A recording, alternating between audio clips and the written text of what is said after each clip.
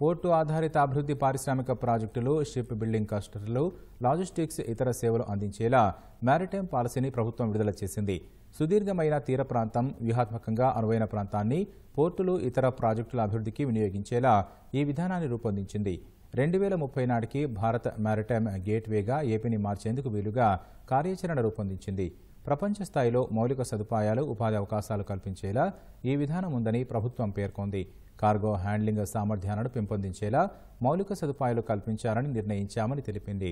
పోర్టుల పరిధిలోని ప్రాంతాలను పారిశ్రామిక, లాజిస్టిక్ క్లస్టర్లుగా అభివృద్ధి చేయడంతో పాటు ప్రభుత్వ, ప్రైవేటు భాగస్వామ్యంలో పెట్టుబడులను ఆకర్షించేలా కొత్త విధానం రూపొందించామని పేర్కొంది.